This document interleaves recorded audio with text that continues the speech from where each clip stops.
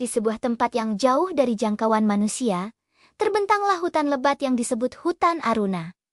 Hutan ini begitu luas dan penuh kehidupan. Pohon-pohon menjulang tinggi, seperti penjaga langit, dan sinar matahari menari-nari di antara dedaunan. Di sana, hidup berbagai satwa. Dari gajah yang bijak, burung-burung berwarna-warni, harimau yang gagah, hingga kancil yang cerdik. Namun, yang membuat Hutan Aruna istimewa bukan hanya keindahannya, tetapi kesepakatan kuno yang dibuat oleh para satwa, janji persaudaraan hutan. Bertahun-tahun lalu, sebelum hutan begitu rimbun, satwa-satwa sering bertengkar. Harimau memburu tanpa henti, burung berselisih memperebutkan pohon terbaik, dan monyet mencuri makanan dari kancil. Hutan dipenuhi keributan dan rasa takut. Sampai suatu hari, datanglah badai besar yang menghancurkan sebagian hutan.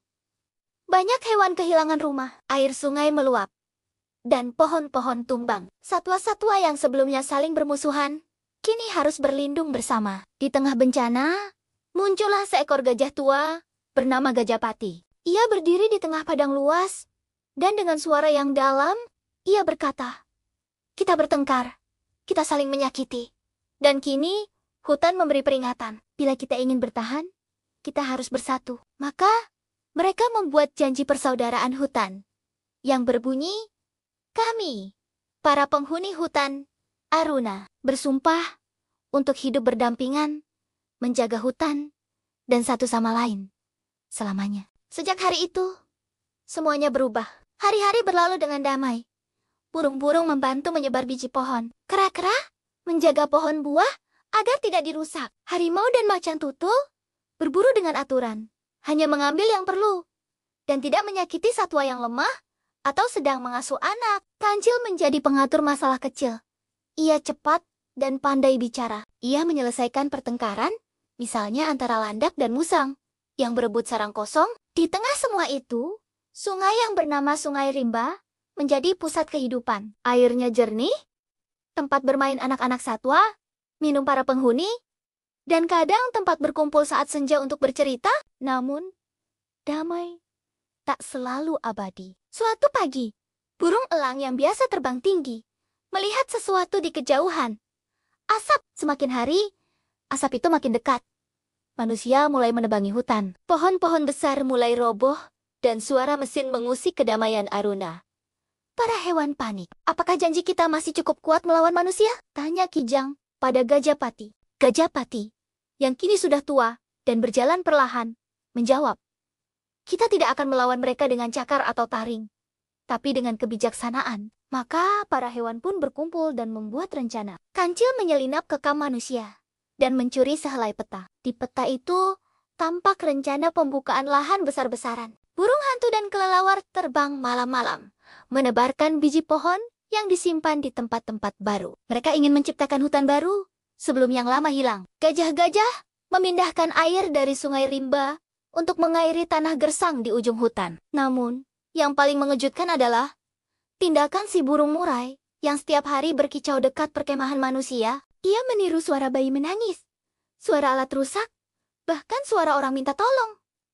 Para manusia mulai merasa takut dan heran. Mereka mendengar suara-suara aneh setiap malam. Sebagian dari mereka mundur. Sementara itu, seekor anak manusia putri dari salah satu pekerja tersesat di hutan, namanya Rani, usia 8 tahun. Ia ditemukan oleh kawanan kera dan dibawa ke kancil. Alih-alih membiarkannya pergi begitu saja, para satwa sepakat mengajaknya melihat kehidupan mereka.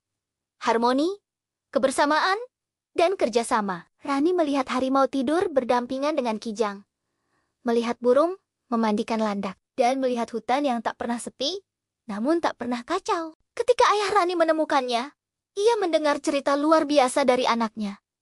"Ayah, hutan ini hidup. Mereka bukan sekadar binatang. Mereka seperti keluarga." Kata-kata Rani menggugah hati manusia. Mereka pun mulai berdiskusi ulang, dan sebagian memilih mundur. Sisanya bekerja sama membentuk zona perlindungan Aruna, di mana manusia boleh belajar dan mengamati, tapi tak boleh merusak. Hutan Aruna selamat, tak sepenuhnya utuh, tapi tumbuh kembali dengan lebih kuat. Para satwa menjaga janji mereka. Kini, Mereka juga menjaga anak-anak manusia yang datang belajar, seperti Rani, yang kini tumbuh besar dan menjadi penjaga hutan sejati. Kejapati akhirnya wafat dengan damai, dan seluruh hutan berkabung. Di tempatnya berdiri, tumbuh pohon beringin besar, tempat satwa berkumpul setiap bulan purnama untuk mengulang janji mereka. Kami, para penghuni hutan Aruna, bersumpah untuk hidup berdampingan, menjaga hutan dan satu sama lain selamanya. Kehidupan alam bukan hanya tentang bertahan, tapi tentang hidup bersama. Manusia bukan musuh. Jika mereka mau belajar, dan hutan bukan hanya tempat pohon-pohon tumbuh, tapi rumah bagi makhluk yang tahu cara mencintai dan menjaga.